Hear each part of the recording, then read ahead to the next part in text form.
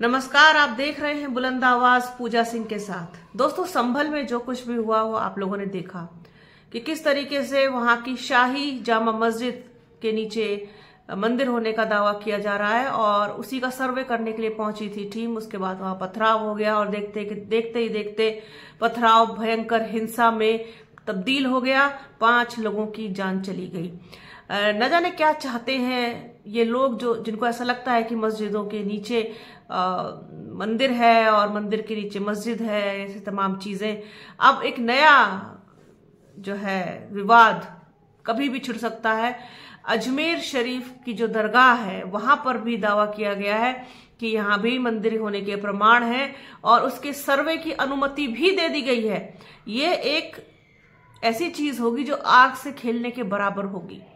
आप ये देखिए कि जब संभल की मस्जिद को लेकर इतना बड़ा बवाल हो गया तो अजमेर शरीफ, जहां पर करोड़ों लोगों की न सिर्फ मुसलमानों की बल्कि हिंदुओं की भी अकीदत जुड़ी हुई है, उनका भरोसा विश्वास जुड़ा हुआ है। जितने वहां मुसलमान जाते हैं उससे ज्यादा वहां हिंदू जाते हैं सजदा करने के लिए। तो सभी की भावनाएं वहां से जुड़ी हुई हैं। तो ये आग से खेलने का काम कर रही है सरकार कि किस तरीके से देश को नफरत की आग में झोंकने जैसी हरकत करने जा रहे हैं। संभल जाए वक्त रहते और इतना बड़ा खतरा ना लें आम जनता की भलाई में। और इस तरीके से पता नहीं क्या ही होगा आगे।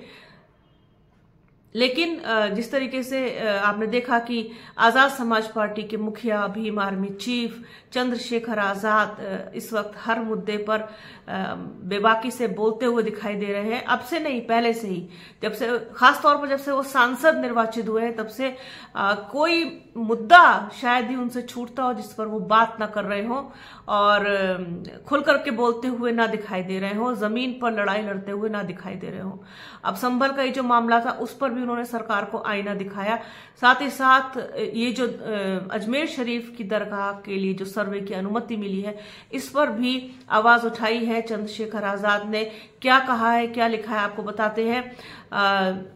उन्होंने अपने सोशल मीडिया हैंडल एक्स पर एक लंबा चौड़ा पोस्ट लिखा। क्या लिखा है वो भी आपको बताऊंगी, लेकिन इससे साथ ही साथ वो तमाम चैनल्स को बाइट देते हुए भी नजर आए इस पूरे मुद्दे पर। संभल का मामला हो चाहे अजमेर शरीफ का मामला हो, चंद्रशेखर आजाद इस वक्त काफी एक्टिव जोन में है, एक्टिव मोड में है और सरकार को घेरते हुए दिखाई देते हैं। फिर चाहे वो केंद्र की सरकार हो या फिर उत्तर प्रदेश की सरकार हो, कहीं पर भी कोई भी मुद्दा हो, दलित समाज से जुड़ा हो, अल्पसंख्यक समाज से जुड़ा हो, बहन बेटियों से जुड़ा हो, महिलाओं से जुड़ा हो, किसी से भी, किसान, गरीब, मजदूर, सब किसी से भी जुड़ा हुआ हो, चंद्रशेखर आजाद इस वक्त एक मजबूत आवाज के रूप में दिखाई और सुनाई दे रहे हैं।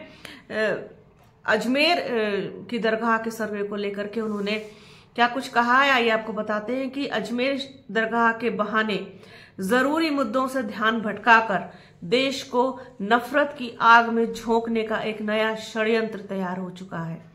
जबकि 1991 का पूजा स्थल का कानून साफ कहता है कि 15 अगस्त 1947 को अस्तित्व में आए किसी भी धार्मिक स्थल का स्वरूप नहीं बदला जा सकता, न कोर्ट में इन मामलों की सुनवाई होगी।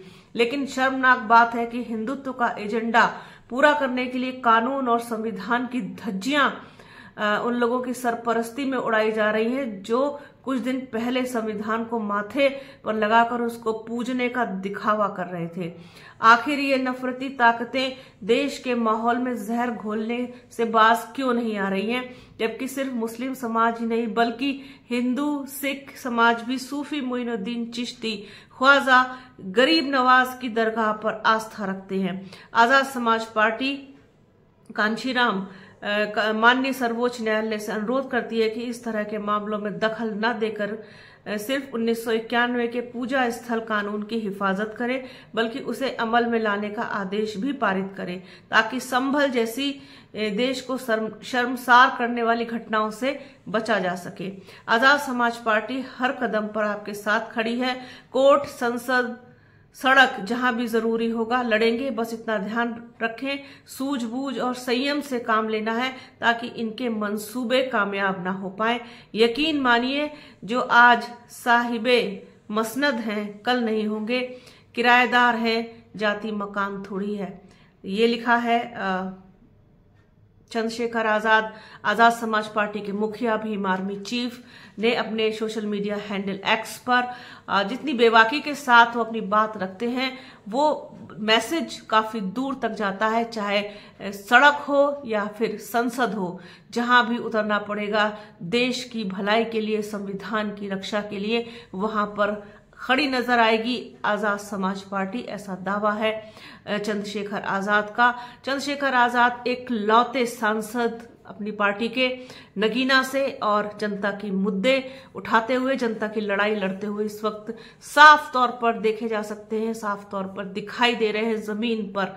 और जरूरत है इस वक्त इसी तरीके के बोल्ड स्टेप लेने की, बोलने की और सड़कों पर उतरने की, जिससे कि देश का माहौल जिस तरीके से खराब किया जा रहा है, नफरत की आग में देश को झोंकने का काम किया जा रहा है। अरे क्या मिलेगा इन सब चीजों से? जो जैसा है रहने दो उसको। देश की तरक्की की बात करो, देश की उन्नति की बात करो, गरीबों की गरीबी दूर करने की बात करो, किसानों की बात करो, मजदूरों की बात करो, महिलाओं की बात करो, बेरोजगारी की बात करो, महंगाई की बात करो, शिक्षा की बात करो, स्वास्थ्य सेवाओं की बात करो।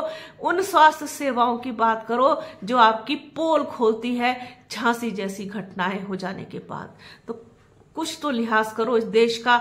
इस देश की जनता ने आपको चुन चुन करके बार बार पहुंचाया है इस विश्वास के साथ कि आप उनके हितों की रक्षा करेंगे। आप मतलब अपने नैतिक जिम्मेदारी से नहीं भागेंगे, ऐसा विश्वास करके जनता ने आपको पहुंचाया। तो आपकी जिम्मेदारी बनती है कि आप जनता की उम्मीदों पर खरा उतरे। तो यही चीज और यही उम्मीद आजाद समाज पार्टी के मुखिया चंद्रशेखर आजाद ने भी की है। सोचा अपने दर्शकों के साथ इस मुद्दे को शेयर किया जाए, क्योंकि अजमेर शरीफ से जुड़ा हुआ मामला है, बेहद सेंसिटिव। इससे खेलना आग से खेलने के बराबर होगा। पूरा देश चपेट में आएगा। और बस सिर्फ इतनी प्रार्थना कर सकती हूँ ईश्वर से, कुदरत से, कि लोगों को सद्बुद्धि दे।